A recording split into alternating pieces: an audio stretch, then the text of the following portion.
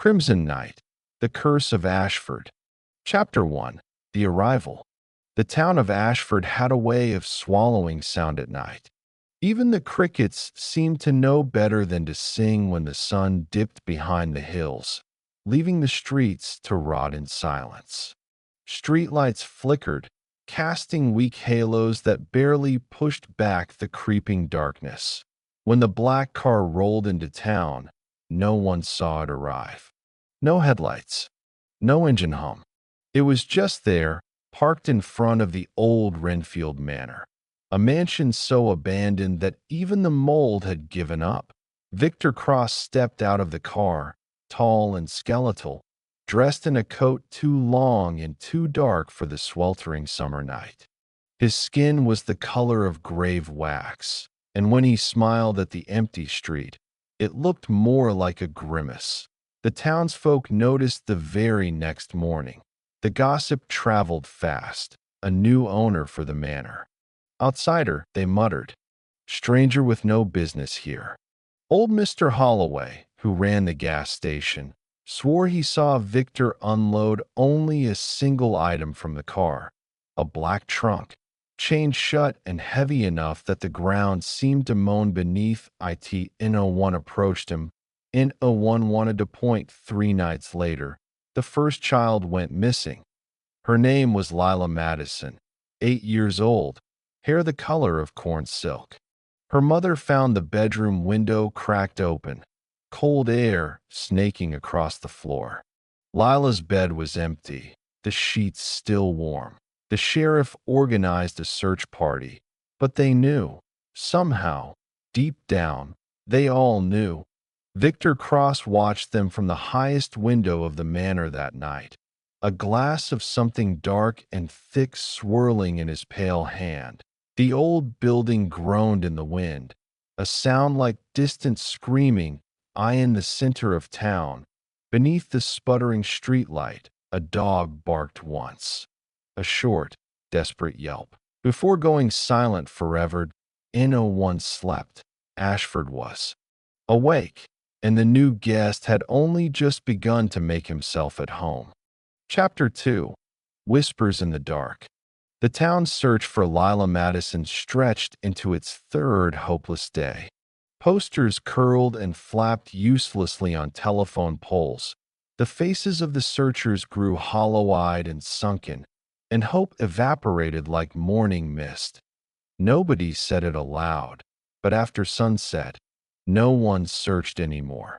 After sunset, Ashford locked its doors, shuttered its windows, and prayed. Josh Hanley, barely 17, had grown up in Ashford. He knew its streets like veins on the back of his hand. When Lila disappeared, something inside him cracked, maybe because he remembered walking her to school once, how she had clung to his hand, laughing at nothing at all. On the 4th night, Josh found himself standing outside Renfield Manor. The place was wrong. It wasn't just abandoned. It resisted the idea of being lived in. Ivy clung to the cracked stone walls like dying hands. The windows, tall and narrow, seemed too dark, too deep, as if they peered back at you. Josh clenched his fists, heart pounding. He didn't have a plan. He didn't even have a flashlight. Just an overwhelming certainty. If there were answers, they were buried somewhere inside that rotting house that a single light burned on the top floor, a steady, blood-red glow that seemed to pulse with a heartbeat not his own. The air grew colder with each step toward the front door. It swung open before he even touched it. The smell that wafted out was thick and metallic, the smell of old pennies and rotted earth. Inside, the darkness swallowed him whole. The wooden floors sagged and creaked under his weight. The walls were lined with faded portraits, faces twisted into expressions of agony, mouths frozen mid-scream. Dust coated everything, except for a narrow trail leading up the grand staircase, as if someone, or something, had dragged heavy feet through the gloom. Josh hesitated. The smart thing would be to leave, to forget he was ever there. But then he thought of Lila's empty bed, her mother's shattered face. He went up.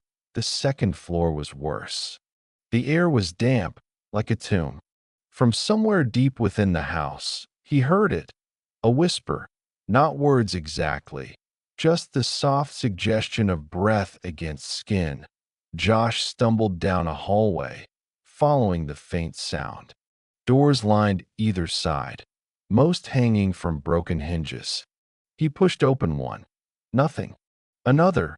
Nothing but shattered furniture and spider webs at the end of the hall. One door stood pristine. Untouched, he reached for the handle, and it turned on its own. Josh froze. The door creaked open an inch, revealing darkness so deep it seemed to bleed into the hallway. And then he heard it, a giggle, a child's giggle, delicate and cold. "Lila," he croaked. His voice sounded alien, swallowed by the suffocating air. Something moved inside the room, a flicker of pale movement. Gone before his brain could process it, he stepped inside. The door slammed shut behind him. Josh spun around, slamming his fists against the wood, but it wouldn't budge. The room was freezing, the kind of cold that sank into bone. His breath came in frantic clouds.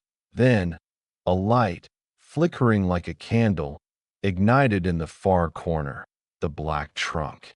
The same one Mr. Holloway had mentioned. It sat there, chained and padlocked, humming with a low vibration that set Josh's teeth on edge, and next to it, a little girl, her head tilted at an unnatural angle, her hair falling in limp, wet clumps. Her eyes were gone, just dark, empty holes staring at him. She smiled. Josh stumbled backward, heart clawing at his ribs. The girl opened her mouth, too wide, too wrong, and out of it poured a low, ragged whisper, "He's hungry."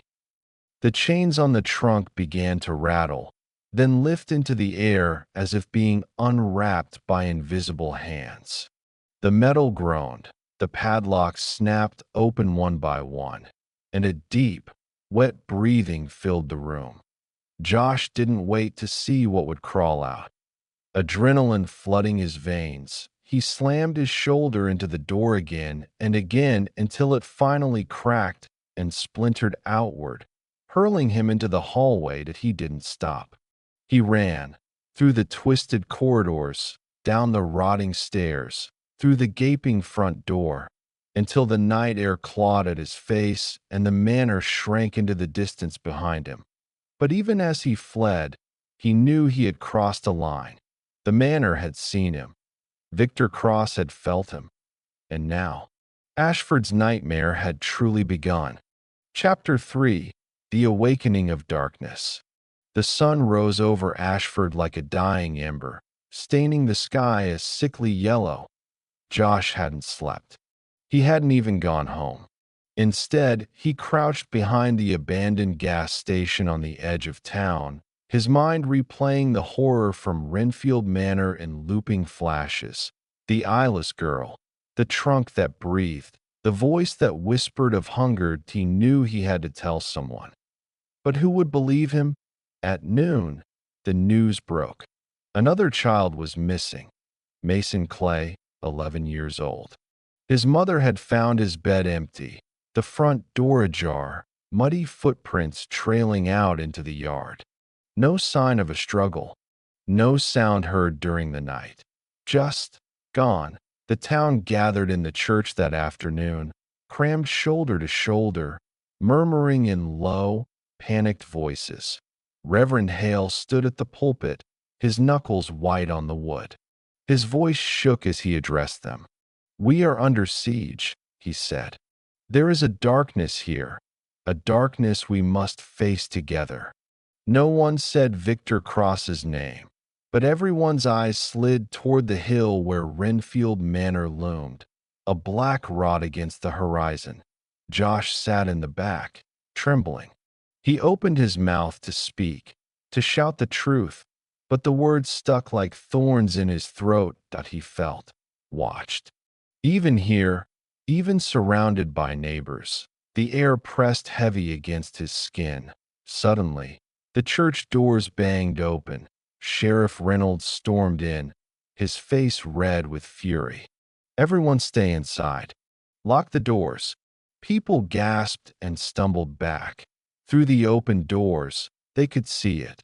The fog.it poured down from the hill in unnatural waves, thick as wool, swallowing the streets whole. It was not mist, not the way fog should move. It crawled, slithered low like a living thing, tendrils reaching hungrily toward the town. "Get away from the windows," the sheriff barked, but it was too late. Outside, shapes moved in the fog. They were human-shaped, almost, but wrong. Lurching, twitching, their limbs bending at grotesque angles. Their eyes gleamed faintly red in the murk that a scream tore from the front pew. Mrs. Bell, the baker's wife, clutching at her husband's arm. "It's them," she shrieked. "The missing ones. They're here."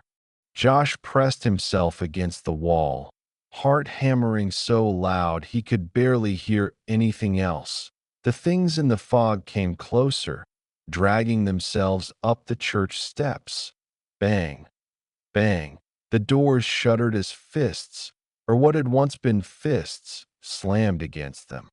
The Reverend fell to his knees, praying in hoarse whispers. Others sobbed, clung to one another, or sat in frozen terror. Then, through the stained glass window above the pulpit, they saw him. Victor Cross stood at the top of the hill, the manor sprawling behind him like a corpse's outstretched arms. He raised one hand slowly, like a conductor before an orchestra, and the things outside went still, waiting. Listening, Josh understood with a sickening lurch. Victor wasn't sending the monsters to destroy them. Not yet. He was offering them a choice: submit or perish. The fog pulsed once, as if breathing in the town's fear. Then it began to withdraw, slinking back toward the hill, dragging the monstrous figures with it. The doors of the church creaked eerily in the sudden silence. Outside, the streets were empty once again. Josh met the sheriff's haunted gaze. Without words, they understood. The town's time was almost up. Ashford had been marked, and the price of survival was about to be named. Chapter 4. The Room That Shouldn't Exist. Night fell again, and with it came the dread. A heavy, crawling thing that sank into Ashford's bones. Windows stayed dark. Doors stayed barred, and no one dared step outside. Except Josh and Sheriff Reynolds. They parked far down the road, where the car wouldn't be seen. Renfield Manor loomed ahead, its silhouette barely distinguishable from the starless sky.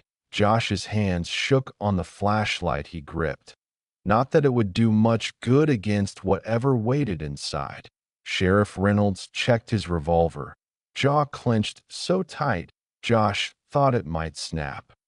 "Only one place left to look," the sheriff muttered. "The room at the heart of this sickness."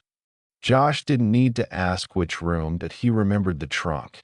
The eyeless girl, the darkness that breathed. Together, they climbed the weedy path up the hill. The fog curled around their ankles, whispering promises of death if they dared turn back. The front door hung open, an invitation. Inside, the house was colder than a grave. Their breaths fogged in the still air. The flashlight's beam cut a feeble path through the gloom, glinting off broken glass and sagging furniture. "Stay close," Reynolds said. His voice was low, roughened by fear he was too stubborn to admit. They climbed the staircase, boots thudding dully on the rotting wood to the end of the hallway. The door waited, pristine and untouched, just as Josh remembered. Except now, Something had been scratched into the wood. Not words. Not even symbols. Just deep, angry gouges, as if fingernails had clawed at it in desperate terror. Josh's stomach twisted. Every instinct screamed at him to run.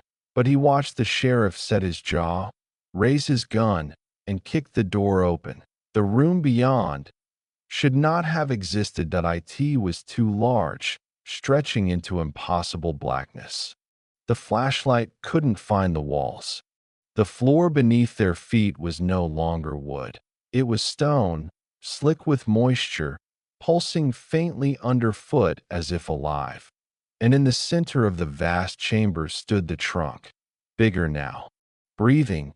Chains dangled uselessly from its sides, snapped and discarded. The sheriff raised his gun. Whatever's in there, we end it. Now. Josh nodded. Even though terror had turned his blood to ice, they moved closer. Step by trembling step, the trunk's lid creaked open. Inside, nothing, only darkness. Deeper than the room itself, Sheriff Reynolds stepped forward, gun raised, and the darkness moved. It lunged up, screaming. Not a human scream. Not even an animal's. It was the sound of centuries of hunger, of endless gnawing madness. The sheriff fired. Once, twice. But the bullets vanished into the black without a sound. Tendrils of shadow wrapped around his legs, yanking him off his feet. He hit the ground hard, gun skittering away. Josh grabbed his arm, trying to pull him free, but the shadows were stronger, hungrier. They dragged Reynolds backward, toward the gaping mouth of the trunk. "No," Josh shouted, digging his heels into the stone. "Let him go." The sheriff's eyes met his, full of a desperate, pleading terror. "Run," Reynolds rasped. "Get out. Tell them." And then he was gone, swallowed whole. The trunk slammed shut with a deafening boom that rattled the walls. Josh stumbled backward, gasping, heart ready to explode. The shadows receded slightly, curling lazily like smoke. Waiting, watching, Victor Cross's voice whispered through the darkness, thick with cruel amusement. "One by one, they will feed me. And you will bring them to me." Josh turned and fled. Down the endless hallway, through the rotting door, across the choking fields of fog. He didn't stop until the manor was a speck behind him and the town's faint lights flickered ahead like distant stars. He had survived, for now, but Ashford's clock was ticking, and the price for survival was about to become unbearable. Chapter 5. Ashford's Blood Debt. Josh didn't sleep that night. He sat on his porch, shotgun across his knees, staring at the road that wound up toward Renfield Manor. The town was too quiet. Even the insects had gone silent. He knew what Victor Cross wanted now. Not just terror, not just blood, devotion. One by one, Ashford's people would have to make a choice. Offer someone up, or be taken themselves. The first offering came before dawn. Josh heard the sound, soft, shuffling steps, and raised the shotgun. It was Mrs. Bell, the baker's wife, the same woman who had screamed in the church. She walked barefoot down Main Street, eyes glassy, a butcher knife dangling loosely from her fingers. Behind her, dragging by the arm, was her husband, bound, gagged, struggling weakly. Josh ran to stop her, but the fog rose too fast that it swallowed them both in seconds. He thought he heard a sharp cry, and then silence. When the mist cleared, only Mrs. Bell remained, standing alone, her nightgown soaked in something dark. She smiled at Josh, with bloodied teeth, turned, and walked back into the town like nothing had happened. Josh fell to his knees, retching. The rules had changed. The people of Ashford weren't just victims anymore. They were participants. By noon, The town had transformed. Old Mr. Withers barricaded himself inside the hardware store, shot anyone who came too close. The Peterson twins vanished. Rumors said their parents had handed them over willingly, hoping to save themselves. Sheriff Reynolds' deputy, a young man named Kyle, was found hanging from the church bell tower, his heart missing. Josh tried to rally the others, tried to fight, but trust had evaporated like morning dew. No one knew who might offer them up next. Every friendly face was a loaded gun pointed at your back. Even worse, Josh began to notice the subtle changes among the townspeople who gave in. Their eyes dulled. Their smiles grew too wide, too sharp. Their skin took on a faint, sickly pallor, as if whatever they'd bargained with had taken more. Then they realized Ashford wasn't dying, it was changing, and Josh could feel the rot starting inside him, a small, venomous seed of temptation. Maybe if I gave someone up, a voice whispered in the back of his mind, I could survive this. Just one person, just one sacrifice. He shook his head violently, biting the inside of his cheek until he tasted blood. No, he wouldn't become one of them. That night, as the town descended into open chaos, Josh made his decision. If Ashford had any hope left, any soul left, it wasn't going to survive through cowardice. It would have to survive through fire. He packed what little he could: weapons, food, matches, gasoline. And he headed back up the hill, back to Renfield Manor. Ended point one way or another. Chapter 6. Heart of the Curse. The road to Renfield Manor had changed. It wasn't just a path anymore. It was a living thing.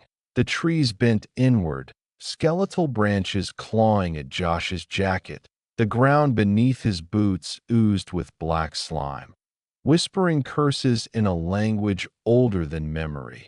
Josh gritted his teeth and pushed forward, the heavy gas can swinging in one hand, shotgun slung across his back. The house waited at the top of the hill, its windows glowing with a sickly red light, like blood trapped behind glass. Every step closer, Josh felt the air grow colder. He heard things in the mist, sobbing, laughter, the gnash of unseen teeth. But he didn't stop. He couldn't. He was halfway up the hill when he saw the first of them. Mrs.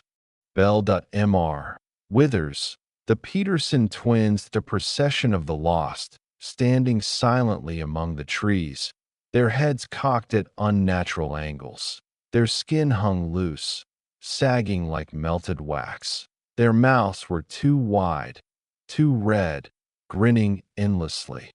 And their eyes were hollow pits, seeping shadow. Josh tightened his grip on the gas can and kept walking. They watched him pass without moving. Silent witnesses to a town's slow death at last. He reached the manor's front steps. The door swung open on its own, creaking like a coffin lid. Inside, the house was different, no longer decayed and abandoned. It pulsed with life, red and wet and breathing. The wallpaper slithered. The floors squelched underfoot. The chandelier above him dripped something thick and black. Josh didn't hesitate. He splashed gasoline along the walls, across the floor, up the grand staircase. As he moved deeper, he heard a slow, mocking applause. From the far end of the hallway, Victor Cross emerged. He looked human, almost, but his skin was too smooth, stretched too tight over bones that shifted and writhed beneath. His eyes were pools of pure night. And when he smiled, his teeth weren't teeth at all. They were shards of glass, dripping blood. You finally came, Cross said, voice soft as silk. Brave little moth, flying straight into the fire. Josh raised the shotgun. Victor didn't flinch. Instead, he laughed, a low, musical sound that made the walls shiver. "You think you can kill me with bullets? With fire?" Cross murmured. "I am the hunger beneath the earth, the thirst in your bones. I am older than this town, older than your world." Josh pulled the trigger anyway. The blast tore through Cross's chest, and the thing inside him erupted outward at a mass of black tendrils, pulsing, shrieking, reaching. Josh dropped the shotgun and lit a match with shaking fingers. The flame flickered, barely alive against the choking darkness. "You're too late," Cross whispered, voice now echoing from everywhere at once. "The pact is sealed. Ashford belongs to me." Josh hurled the match onto the gasoline-soaked floor. For one brief, glorious moment, fire roared to life. Brilliant, searing, purifying. The walls screamed. The ceiling bled. The very bones of the house cracked and groaned. Josh turned and ran, the inferno at his heels. The last thing he heard before he burst into the cold night air was Victor Cross's voice, still laughing, and a promise that chilled him to his soul. "You can burn the house, little moth, but you can't burn what's already inside you." Chapter 7. The Hunger Within. Josh stumbled down the hill, coughing black smoke from his lungs. Behind him, Renfield Manor blazed like a pyre, the sky above it boiling with ash and twisting shadows. He didn't stop running until he reached the outskirts of town. By then, the first changes had already begun. His hands, they wouldn't stop trembling, not with fear, but with something deeper, something gnawing from the inside, a craving, a thirst. Josh collapsed against the side of the old gas station, gasping for breath. The night air felt wrong, thick and metallic, almost sweet. The moon overhead pulsed red, like a beating heart. Around him, Ashford slept fitfully, or pretended to. The streets were too empty, the windows too dark. Josh pressed his forehead to the cold metal wall, trying to clear his head, but then he smelled it. Warm, coppery, delicious, blood, somewhere nearby. Someone was bleeding. Josh's stomach twisted painfully. He squeezed his eyes shut, digging his nails into his palms until he drew his own blood. The pain grounded him. For a moment, "I'm not like them," he whispered hoarsely. "I won't become one of them." But the voice inside him, darker, stronger, laughed. "You already are." A noise snapped Josh's head up. Quick, sharp footsteps. Down the street, a figure stumbled through the mist. It was Kyle's little sister, Emily, barely 10 years old. She clutched a bleeding arm, tears streaming down her face. Josh's heart twisted. He pushed off the wall, staggering toward her, but as he approached, he saw his reflection in the gas station window and recoiled. His eyes were no longer entirely human, pupils thin and slit-like, veins black and pulsing beneath his skin. His teeth, God, his teeth were sharpening into points. Emily saw him, froze. For a moment, neither moved. Josh could hear her heartbeat pounding, frantic and terrified. The scent of her blood was overwhelming. Josh slammed his fists against the wall, roaring in rage at himself. The sound made Emily flinch and run, disappearing into the mist. Josh dropped to his knees, shuddering, the craving still burning through him. Victor Cross's words echoed in his mind. "You can't burn what's already inside you." The fire hadn't destroyed the curse. It had unleashed it, spread it. And now Josh carried it within him. At dawn, the town began to change again. To Ashford survivors, the ones who hadn't given in yet, gathered in the church. They looked at Josh differently now. A mix of hope and fear. To them, He was the one who had burned the manor, the one who fought back, their last chance. But Josh knew the truth. He could feel the hunger spreading in his veins like wildfire. It wouldn't be long before he was no. Different from the things stalking the woods, he had a choice to make. Run, or find a way to end this. Truly end it. Before the darkness inside him claimed him completely. Josh looked out over the broken town, fists clenched, fire smoldering in his gut. If Victor Cross had planted a seed in him, then Josh would be the fire that burned it out, even if it meant burning himself with it. Chapter 8. Signs of Rebellion. Ashford was crumbling from the inside. Not from the fires, not from the bloodshed, from fear. Fear slithered into every crack of the town, burrowing into the hearts of those still breathing. Josh moved through the narrow alleys like a shadow. Pulling his hood low over his face, he no longer dared walk openly. Too many eyes watched now. Suspicious, hungry. Some of the townsfolk had begun to change, and not all of them bore fangs or claws. Some wore human faces still, but inside, they belonged to Victor Cross, willing servants. Josh saw the signs everywhere. The church's white doors, once a sanctuary, now bore a crude red mark. A spiral, freshly painted in something far too dark to be paint. Families boarded up their windows, but the boards were torn down at night, and children whispered of people visiting their homes after sunset, offering soft promises through locked doors. Come outside. Come join us. You'll never be cold again. Josh ducked into an abandoned diner, breathing hard. The smell of old grease and rot hit him, but he barely noticed. Inside, a few survivors huddled, the last of those willing to resist. Kyle, Father Reynolds, Mara, the mechanic's daughter, her arm in a sling from a wound she wouldn't explain. They turned to Josh with hollow, desperate eyes. You said you burned the manor, Kyle said, voice rough. You said it would end. Josh looked down at his hands, stained with soot, with blood. The fire had only torn away the veil. The rot was still alive, deeper and older than the building itself. I thought it would, Josh said quietly. I was wrong. Mara stepped forward, her lip trembling. My father, he went out last night. When he came back, he wasn't. She stopped, choking back a sob. Josh nodded grimly. He'd seen it too.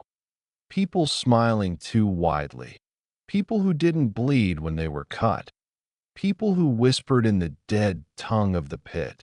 The infection wasn't just physical anymore. It was in their minds. In their souls. Father Reynolds lit a stub of candle on the cracked counter, the small flame throwing long shadows on the walls. There's an old legend, he said, voice trembling with age and fear. Before Ashford was founded, before the settlers came, this land belonged to something else. Something that fed on the weak, the bitter, the hateful. He glanced at Josh, eyes dark with unspoken meaning. And once it takes root in your heart, there's no prayer strong enough to pull it out. Josh tightened his fists. The hunger within him stirred again. Faint but growing, he wasn't immune. He was fighting a war inside himself with every breath. We can't stay here, Mara whispered. They'll come for us. Josh looked out the broken window. Across the street, shadows moved between the ruins, slow, patient, inevitable. The townsfolk, the converted, they weren't hunting with rage or madness. They were hunting with purpose. If following a plan. A mind. A master. Victor Cross was dead, but something worse had survived him. Josh swallowed hard. They had to move. They had to fight. But how do you kill something that already owns your neighbors, your friends, yourself? Josh turned back to the others. His voice was steady, though his stomach twisted into knots. "We're not waiting to die," he said. "We fight. We burn it out. Every nest, every convert, every damned one of them." Kyle looked uncertain. Mara looked terrified. Father Reynolds only nodded, weary and broken. The candle flickered violently. A gust of air from somewhere deep within the diner, but it wasn't the wind. Something had found them. Josh grabbed the shotgun and jerked his head toward the back exit. "Move," he ordered. Now, as they scrambled into the night, behind them, the front door creaked open on rusted hinges, and a figure stepped inside, not quite human, not quite dead, and smiling. Chapter 9: Seeds of Corruption. The streets of Ashford were silent as the survivors slipped through the shadows, their movements fast and frantic. Josh led them, a shadow among shadows, heart racing, pulse loud in his ears. They had no time to waste. The figure that had entered the diner wasn't just another one of them, that it was something worse, that a creature of the pit. The air was thick, oppressive, as they made their way down the alleys. The hunger gnawed at Josh's insides with every step. It was getting harder to focus, harder to think straight. "Josh," Kyle whispered, his voice low and strained. Josh's fingers tightened around the shotgun, his knuckles white. That Kyle's voice was tense. "Where are we going?" "The others. They'll be waiting for us." Josh didn't answer immediately. His mind was already racing ahead. He could hear the echoes of the pit. He could feel the pull of the curse like a sickening magnet, dragging at his soul. "To the old church," Josh muttered finally. "There's a crypt beneath it. It might lead to the source of all this." But even as the words left his mouth, doubt began to settle in. The hunger inside him was growing. Stronger, sharper. That it was no longer just about stopping the spread of the curse.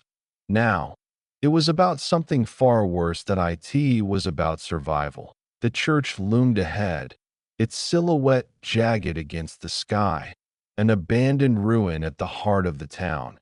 Inside, the shadows stretched long and deep, like dark fingers reaching across the stone floor.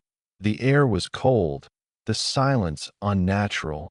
They moved cautiously, their footsteps muffled by the thick carpet of dust that covered the floor. At the far end, a set of narrow stairs led down into the dark crypt beneath. Josh hesitated for a moment, eyes scanning the room.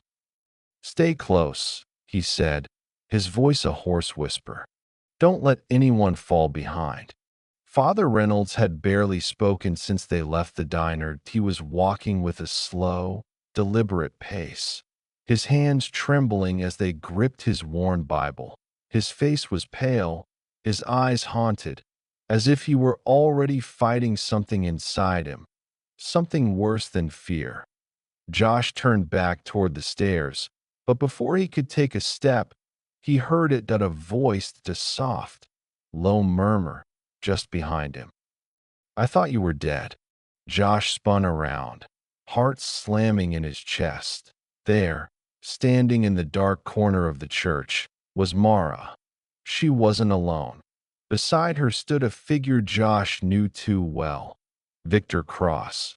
But this wasn't the same Victor Cross who had burned in the fire. This was something else, something worse, a twisted reflection of the man he had once been. Mara was smiling, not the fear-stricken expression she had worn earlier, but a smile of something darker, something more. "How did you?" Josh started, but his voice caught in his throat. That he could feel it now. The pit inside him was yawning open, something dark and primal clawing its way to the surface. "I'm sorry," Mara said, her voice sweet, almost mocking. "You should have joined us, Josh. It's too late now.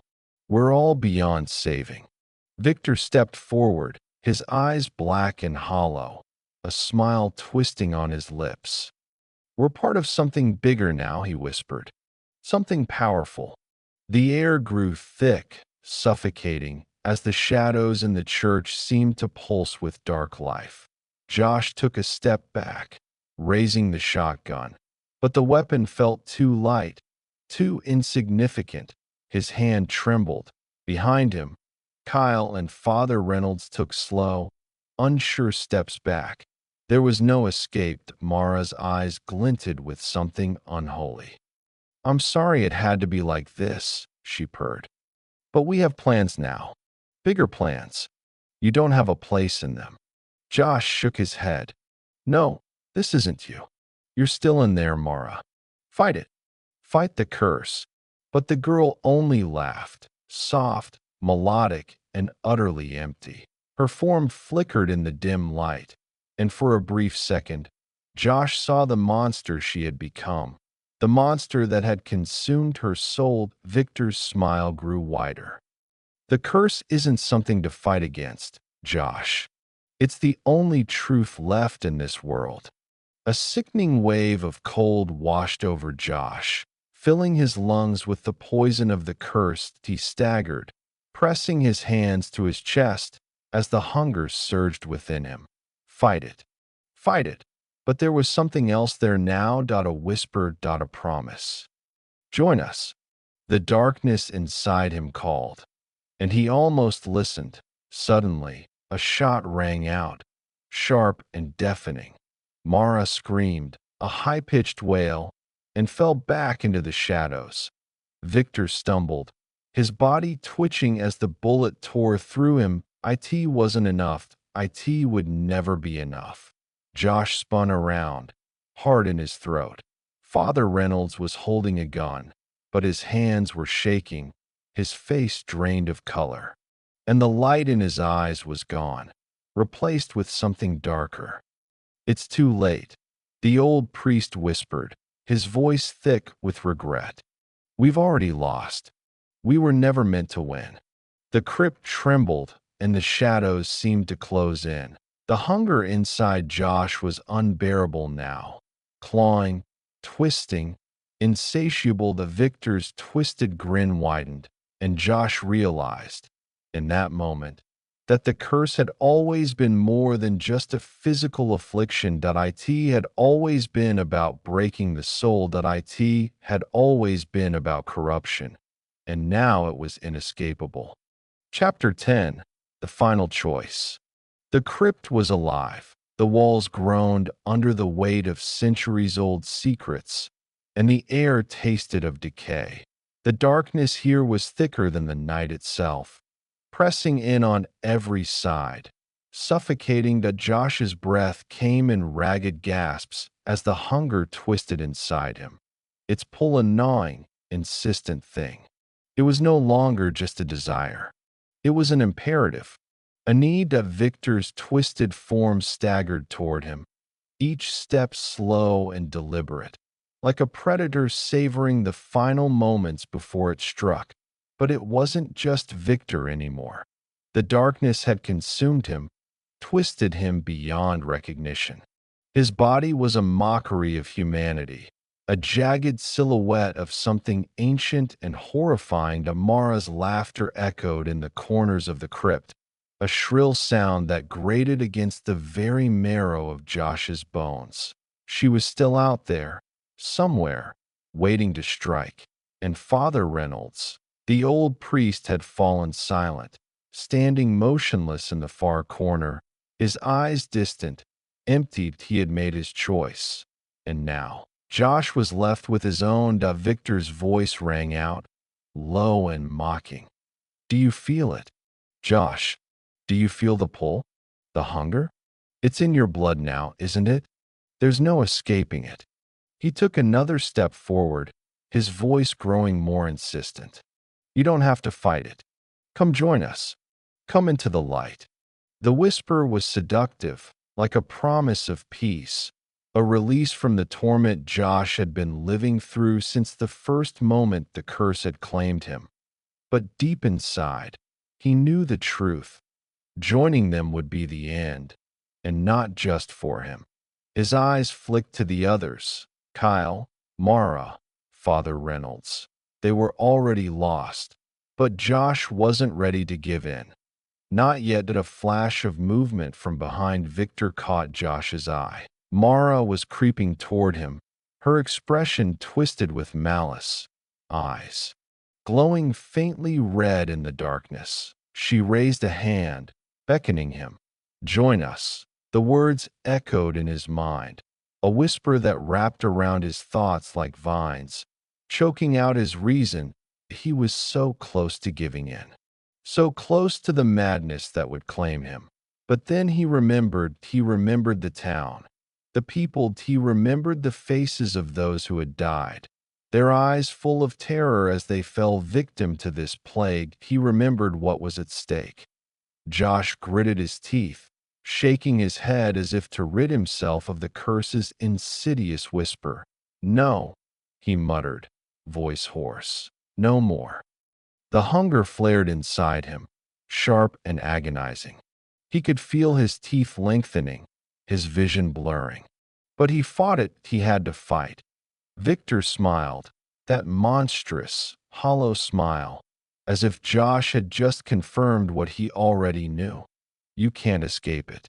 You never could." Josh's hands clenched around the shotgun, the weight of it familiar and comforting. He raised it, but even the motion felt slow, sluggish, as if the hunger was leaching the very strength from him. Mara advanced from behind, her eyes alight with dark power, and her lips curled into a smile. "No matter what you do, you'll fail. We've already won." Something snapped inside Josh, that he couldn't run anymore. He couldn't hide, that he had no choice but to face it. His finger tightened on the trigger. The first shot rang out. Victor staggered back, a scream of rage ripping from his throat. But it wasn't enough. Josh knew it wouldn't be enough. The curse had twisted Victor beyond human limits. Before Josh could raise the gun again, Mara lunged at him, her speed unnatural. She was upon him in an instant, her hands closing around his throat. Her grip was like iron, cold and unforgiving. Her face was inches from his, eyes wide with glee as she whispered, "You should have joined us." Josh's vision blurred. He could feel his life slipping away, his heart pounding in his chest. The hunger was overwhelming, a tidal wave that crashed against his sanity, drowning him. But then, a flash of light, the final choice. Father Reynolds stepped forward from the shadows, his eyes filled with resignation that he wasn't the man Josh had once known. Not anymore. The priest raised a long, silver crucifix, and with a cry that tore through the air, he thrust it toward Mara. "No," she screamed, her body writhing away from the light. But it was too late. The silver burned her flesh. Her skin cracked and peeled away, revealing the monstrosity beneath, the creature she had become. With one last screech, Mara collapsed into the darkness, her form twisting and writhing before vanishing into the void. Victor roared in fury, his twisted form flailing toward Father Reynolds. But Josh acted faster. With one last burst of strength, he pulled the trigger again. This time, the shot found its mark. Victor fell back, his body crumpling to the ground, twitching, but the curse was not yet done. Josh's own hands were shaking, his vision darkening around the edges. He could feel it. The darkness inside him. It had been calling to him all along. It had been waiting. And now it was his. The last thing Josh remembered before everything went black was Father Reynolds' voice. Weak, broken, but filled with purpose. "You still have a choice, but make it soon. You may be the last chance we have." Chapter 11. Into the Abyss. The darkness was suffocating. Josh's body felt like lead as he drifted in and out of consciousness. his mind flickering between the remnants of his memories and the twisted images of the curse that had claimed everyone around him. The hunger inside him had taken root so deeply that it was almost impossible to tell where it ended and he began. His breath was ragged, shallow. The crypt felt colder now, the very air thick with death. The shadows had thickened, their presence pressing in from all sides. He could feel their fingers, creeping over him like a slow, cold tide. He wanted to scream, to thrash against the grip of the curse that threatened to devour him whole. But his throat was dry, his voice lost to the darkness. Suddenly, the voice returned. "You can't escape it, Josh. You can't fight it anymore." It was Mara's voice, echoing in his mind, sweet and venomous. "You never had a chance." The hunger surged again, clawing at him. He could feel his teeth lengthening, the primal urge to feed, to consume, rising like a tidal wave inside him. The world around him was fading, slipping into shadows, and with it, any remnants of the man he had been. Fight it. Fight it. But the words were weaker now, harder to hold on to. In the distance, the sounds of footsteps echoed. Josh's vision was blurry, but he could make out a figure approaching, a silhouette, sharp against the darkened walls of the crypt. It was Father Reynolds. The priest's face was haggard, his once pristine robe torn and stained. He looked older now, like a man who had lived through a lifetime of suffering. He moved slowly, deliberately, his hands clasped tightly around his Bible. But there was no mistaking the desperation in his eyes. "You're still here," Josh rasped, his voice barely audible. Father Reynolds didn't answer at first. He simply stood there, his eyes searching Josh's face as if trying to find the last remnants of the person he had known. "I'm sorry," the priest said quietly. "But this curse, it's not something you can fight alone anymore. You're not the same as you were before. None of us are." Josh felt a sharp pain in his chest as the words sank in. It was true. He had changed. There was no going back. The bloodlust, the hunger, he could feel it, taste it. The dark thing inside him was more than just a curse. It had become a part of him, a part that could never be severed. Father Reynolds stepped closer, his voice now trembling. "Josh, listen to me. You can still fight it, but you have to choose. Now." He paused, his face contorting in pain. "You can end this, but only by giving in, by embracing it." Josh's breath hitched. "What?" "You can control it," Father Reynolds whispered, a cruel twist in his voice. "You can be the one who commands the darkness. The curse doesn't have to own you, but only if you let it become you completely. Only if you let it take you over." Josh's mind reeled as the words settled. The offer was tempting, too tempting. The chance to wield the power of the curse, to end his torment and the suffering of those around him. It was almost too much to resist. But what would that cost? What would he become? No, his voice was firmer this time, the battle for control raging within him. "I won't let it consume me. Not like that."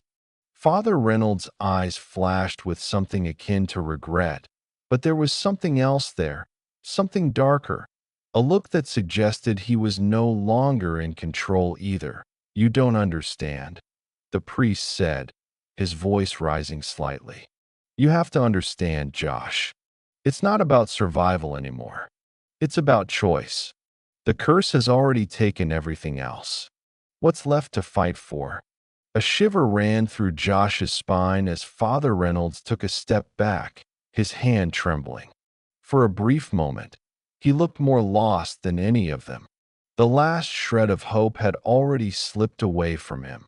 Josh looked away, his heart pounding in his chest, unsure of what to do. "Why are you telling me this?" he whispered. Father Reynolds looked at him for a long moment, his expression unreadable. Before he spoke, almost too softly to hear. Because I've already made my choice. Josh turned sharply, but the words were already sinking in, like poison slowly spreading through his veins. The truth was laid bare before him. The curse didn't care about morality or redemption. It didn't care about anything other than feeding, growing stronger with every soul it claimed. And yet, deep down, Josh could still feel the faintest glimmer of resistance. A part of him refused to give up, refused to become just another monster. But that part was fading fast. Suddenly, something in the darkness moved. A shape appeared at the edge of his vision, something tall and unnaturally thin, its eyes glowing like red embers. Josh's heart skipped a beat. The creature was here. Father Reynolds had been right. The darkness had already claimed him. The creature stepped into the dim light, its face obscured by shadows. It was too tall, too elongated, and there was something wrong in the way it moved. Its limbs twisted unnaturally, its body pulsing with malevolent energy. Josh tried to raise the shotgun, but his hands were shaking too violently. The hunger was almost unbearable now, gnawing at his insides like a ravenous beast. He could feel it urging him to fall to his knees and surrender, to embrace the darkness, to take the power that was being offered to him. But he refused. Not yet. The creature let out a low, guttural growl, its mouth opening wide in an expression that could only be described as hunger. Hungry for Josh's soul, hungry for his life. Father Reynolds didn't move. His face was pale, his body slumped, but the glint in his eyes told Josh everything he needed to know. The priest had chosen his side long ago. Run, Father Reynolds whispered, his voice cracking. Before it's too late. Josh turned and bolted for the exit, his legs moving faster than they ever had before, powered by pure instinct. The creature's roar filled the air behind him, but he didn't look back. He couldn't. Chapter 12. The End of the Beginning. Josh ran. The crypt seemed to stretch infinitely, the walls closing in around him like the jaws of some monstrous beast. His footsteps echoed off the stone, bouncing back at him, taunting him with every frantic breath. The hunger, that insatiable, gnawing craving, clawed at him from within. It was no longer just a whisper. It was a roar that drowned out all thought, all reason that it's too late, he thought. I'm already gone, but there was still a part of him, small and fragile, that resisted. He fought to hold on to whatever shred of humanity remained, to remember who he was before the curse had claimed him. He wasn't just a monster. He wasn't like Victor or Mara or Father Reynolds. He couldn't be. His legs felt like lead, each step dragging him further into the abyss. He could hear the creature behind him, its heavy footsteps, its growls of frustration. He didn't need to look over his shoulder to know that it was gaining on him. He had no idea how long he'd been running, or if he even could escape. But one thing was clear. He couldn't let the darkness consume him. Not yet. Suddenly, a shape appeared ahead of him, a silhouette, outlined by the dim light of the crypt's exit. The flickering torchlight cast grotesque shadows, but Josh's eyes locked onto the figure with a mixture of desperation and hope. Father Reynolds? He rasped, his voice barely audible. The priest stood motionless, his hands trembling as he held the Bible before him, the ancient pages fluttering in the stagnant air. I couldn't save you, Father Reynolds whispered, his voice hoarse and filled with regret. But I can still give you a choice. The creature's growl reached a deafening crescendo, its form moving like a black storm behind Josh. It was almost upon him. Father Reynolds's eyes were filled with sorrow. It's all up to you now, Josh. The choice is yours. Josh took a step forward, his body aching, his mind a haze of dark thoughts and overwhelming hunger. But even as he moved closer to Father Reynolds, a part of him recoiled. What choice? What do I have left to choose? He asked, his voice breaking. Father Reynolds's gaze softened, though his features were twisted with pain. You can embrace it. You can become what it wants you to be, a creature of the night. You will have power, endless power. But you will also become a part of the darkness, forever lost. Or, the priest hesitated, his hands shaking. Or you can resist. You can fight with everything you have left, and maybe, just maybe, you can destroy it. Josh looked down at his hands, his claws gleaming in the low light. His fangs, sharp and dangerous, protruded from his mouth, aching for release. The hunger was overwhelming. His body screamed for the blood, for the feast. But what about the people? The ones I promised to protect? I can't. I can't be like this, Josh whispered, his throat tight with emotion. I don't want this. I won't let it take me. Father Reynolds smiled faintly, his eyes glistening with tears. Then you must destroy it, Josh. Destroy it before it destroys you. The creature's roar split the air as it surged forward, its long, twisted limbs reaching for Josh. Its eyes burned with malice and hunger, and in that moment, Josh understood what he had to do. He had to make the ultimate choice, in an instant. Josh turned and charged toward the creature, his body moving with a speed that felt both foreign and familiar. His fangs bared, his claws extended. The darkness inside him screamed, urging him to give in, to feast on the creature's blood, to embrace the curse. But Josh fought it. He fought with everything he had. His hands, trembling with the weight of his decision, reached into the folds of his coat. The cross, the one Father Reynolds had used, lay there, his last chance. With all his remaining strength, Josh thrust it into the creature's chest. The monster screamed, a sound that echoed through the crypt and rattled the very foundations of the ancient tomb. It thrashed and writhed, its body contorting in unnatural ways, as the light of the cross burned it from the inside out. Josh stepped back, his heart pounding in his chest. The hunger still gnawed at him, but now something else had taken root within him. A power that was not born of darkness, but of defiance. The creature let out one final, tortured scream before crumbling into ash, its form disintegrating into nothingness. The silence that followed was deafening. Josh stood there, breathless, staring at the place where the creature had been.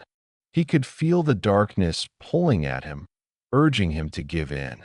But now, he knew that the battle wasn't over, that it had just begun. Father Reynolds moved toward him, his face a mixture of pride and sorrow. You've done it, Josh. You've taken the first step. But this fight is far from over. Josh looked at the priest, his eyes burning with determination. Then I'll keep fighting, as long as it takes. And with that, they turned and walked into the unknown, into the darkness that still loomed, waiting for the next battle. But for now, Josh had won. The curse had not claimed him. Not yet.